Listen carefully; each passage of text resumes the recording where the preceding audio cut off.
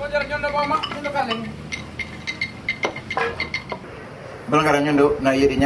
of the Yidinji elders as well, welcome you to country. I suppose the thing is, when we're talking about story, just remember, even though buildings might sit on top of country, that country's still the same underneath. And them stories are still the same. They never die, they've been there for a long time ago, and they'll still be here even when we pass on. And I suppose the thing is trying to keep that tradition going and that culture and them stories still strong. And that's why these boys here now, when they're doing their dance today, is to keep that culture strong.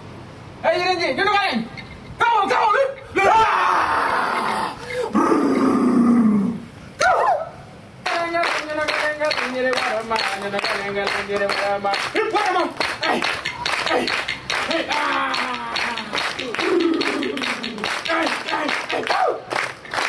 Thank you.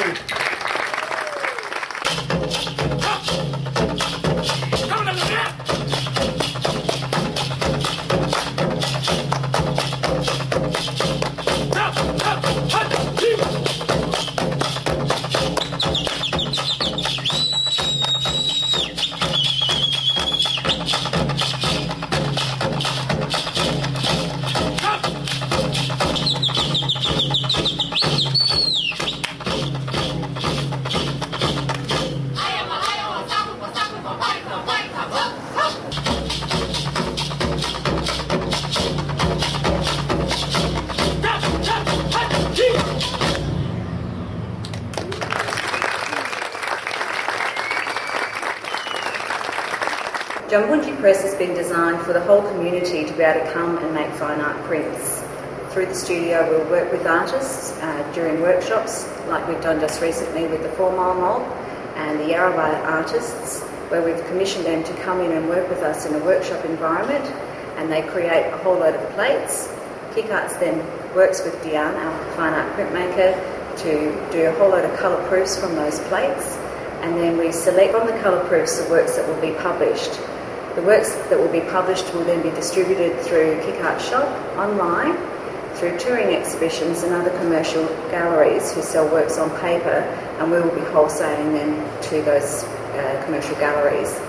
We'll also be running workshops where the community can come in and work with Diane on a whole variety of fine art printmaking techniques. There'll be regular days where people from the community can come in and hire the facilities and print their own work as well. Diane will also be travelling to communities and working with the artists to develop plates and get a better understanding and appreciation of fine art printmaking, and we hope from those visits to community that they'll then come in here and do some printing with us as well. There's been a resurgence, mainly through the Torres Strait Islander artists who have really been going out there with the fine art prints made from lino blocks, and that was a great medium for them to use their storytelling, transferring from their traditional wood carving and going into carving on the lino. It's a great medium for big pictorial storytelling of the very elaborate and detailed stories sometimes, that then let the community know how those stories evolved and what's significant about that particular story for that particular island group as well.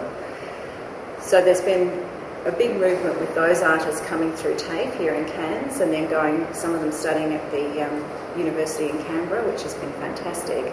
And then people like Dennis Nona then going on and studying at the university as well, and broadening his horizon to etching as well. So that's been a real show of leadership for him to do that. Well, Djumbunji Press will provide artists with the ability to develop new work that then can be printed in editions, so you can have multiples of the work, and they can be distributed through different avenues, through different commercial galleries, but the artists can also use them at the Indigenous Art Fair that will be coming up in August,